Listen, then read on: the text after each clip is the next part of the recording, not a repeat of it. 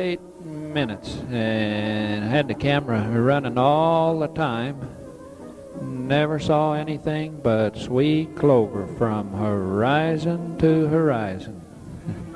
We're not going to show you all 28 minutes worth of it, but we just want to let you know there's places where there's plenty of sweet clover. Oh, this bee found it too. He says, hey guys, go 2 miles south by southeast there and zigzag a little and you'll be there. So we decided we better get high behind and start hauling supers. We get them out of the warehouse there. We keep a cover over each pallet worth to keep the dust and the mice out. We jerk them off onto the little flatbed. Now, the little flatbed's what we use to super with now, but we're going to show you some supering as we have done it in the past. This is the way we used to super. And notice we're backing the truck in on the back side of the yard so we don't disturb the flight path. Bringing the stacks of supers out on the tailgate lift.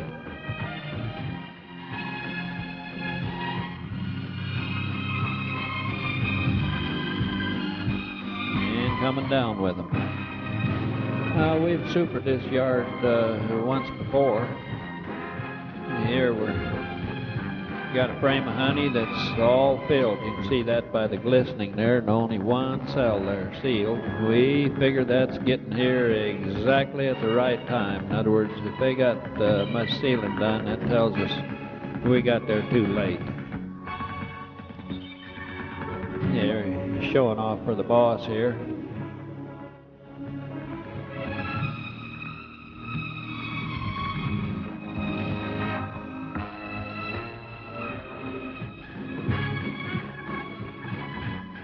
You recognize the name of that song there? Those were the good old days. We have spacers in all our equipment to hold the frames in place on the hive, but more specifically so that it'll be compatible with our automatic extracting system. Here we're counting the equipment just so we know how much is in each yard.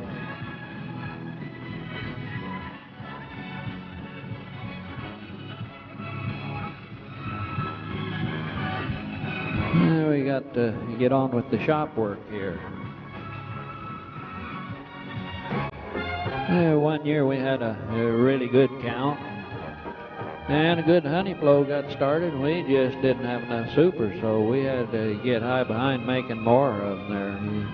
You see we got here frames in the completed stage, top bars, lumber still to be ripped into top bars, and frame stapling going on here.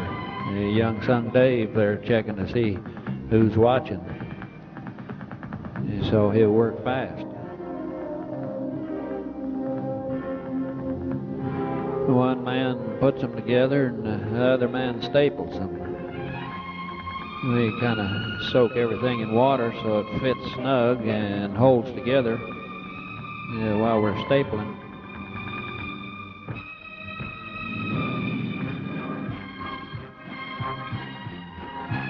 You got a stapling jig there that's got a trigger on the gun so that when you touch it, it fires, and you can see he can put the staples in there pretty rapid fashion. I think he's got the record at something like 368 frames an hour. Pull, the carriage will move back the other way, repeat the process in the other direction.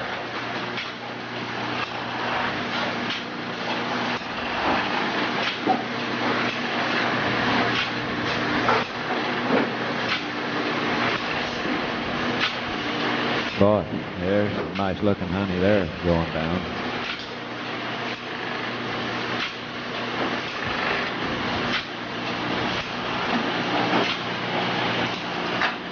Put the bar in place. And away goes another load. Trips the release. Push the full ones in and the empties out the other end. One thing we miss with this extracting system, we just don't get much physical exercise lifting frames of honey and stuffing them in the extractor. Push a stack of honey in here and let the machine do the rest. A little better shot of the conveyor where the empty shelves are coming down to the other end of the room here.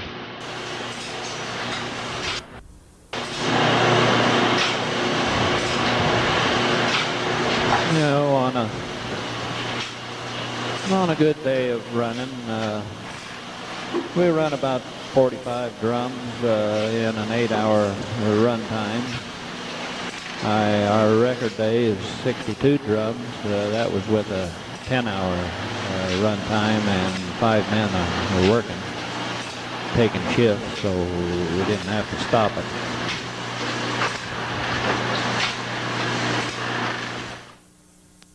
Notice we don't have any music playing in this room. We like to have it as quiet as possible so that we can hear whether it's clicking just right or humming just right. And if it isn't, we know something's going wrong with the machinery in one place or another. Be surprised how your ear gets accustomed to hearing that click, and if it doesn't do it just right, well, something tells you, hey, something's wrong. Another load coming in. Flip up the stop. You open the gate, swing the levers, pull the bar out, and oh, it looks like that was the last chute pull. You're going to move the carriage back the other direction there. Just hit the switch. And now that one that we just finished loading starts spinning, and the brake comes on the other one and starts slowing down. So when it gets back in position, it'll be ready to load.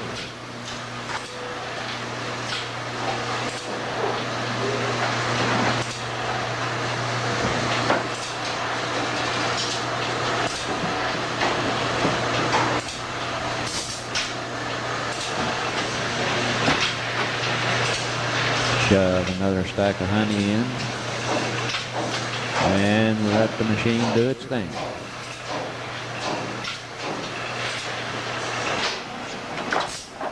Now we're down at the other end of the system where the combs get put back in the shell, back in the box.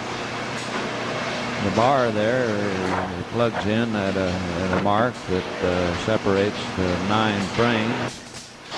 And you just reach in under there with the shell to the gap that's provided. Give it a jerk. If you jerk just the right amount, why, they all drop in the slots where the spacers are. And of course we scrape all the boxes, keep them clean, the burr comb, clean them out so the frames drop in place more readily. Got a light in the bottom of the second super there that tells this operator when he's supposed to go put another stack of honey in. I say it comes on to tell him he's supposed to put another stack of honey in. Yeah, there she comes on. That lets him know that it's time to go put another stack of honey in the machine. Having been so notified, he goes walking to get another stack of honey fed into that machine to keep things going there. Takes the cart out of the elevator. The elevator comes down.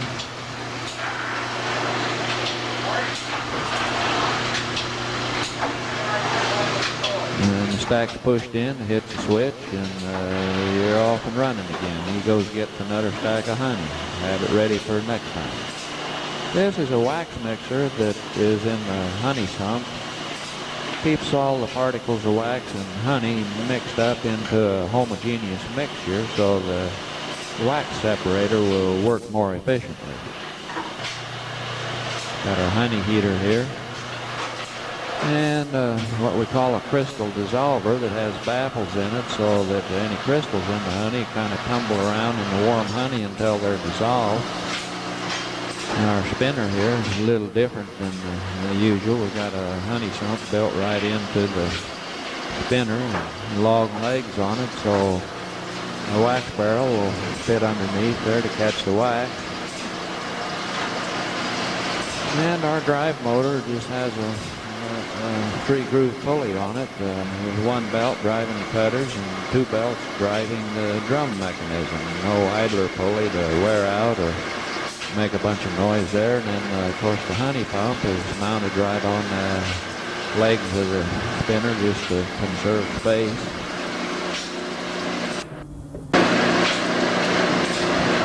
There's a little better view of the drive motor. You can see 1 belt to the cutter and 2 to the drum there. And our wax rendering is done in a little room that's right beside the spinner. Get 30-pound cakes. Now, you know, if you get a loan from the government on your honey, it's got to be down below 18.5 moisture. And we use this solar honey dryer to accomplish that end. We got the reflector panels open now so we can absorb more heat. This honey dryer works on about the same principle that the bees use, namely it takes air in from outside, warms it up in order to lower the relative humidity and thereby permit it to absorb moisture from the honey. We got these fans circulating air to more effectively dry. And of course we got a lot of surface area exposed here with the honey, you might say, tumbling down cascade fashion. And it's about 115 degrees in here, and we get her down to about 30% relative humidity and take a lot of moisture out in a hurry. Herbie Albert, they're saying taste of honey, and there you got all you want to taste.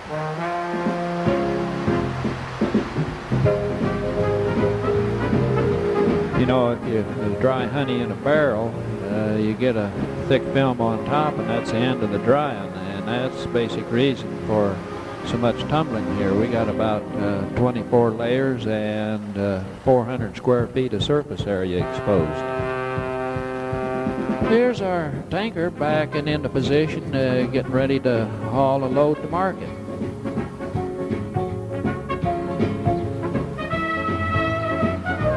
We don't like to monkey around with the drums. Takes too much time to haul the empties back and push them around and load the semi with them. We figure we save about 3 man-hours a day using this tanker system. You open that valve in an empty tanker there, the sound isn't a whole lot different than Niagara Falls until it gets kind of filled up and you got the stream running into honey instead of splashing on the bottom. Here's what we claim to be the world's largest honey flow, an 8-inch diameter stream. Normally we load this tanker about 2 or 3 o'clock at night in order to avoid the bees nosing around, and then we drive it into Sioux Honey, get in there first thing in the morning in time to unload it.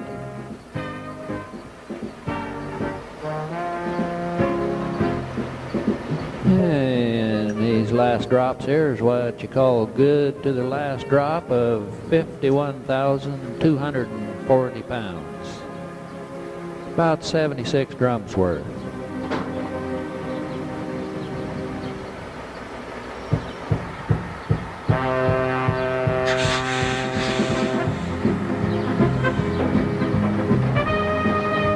And you pull it out from under there so we can get the manhole closed.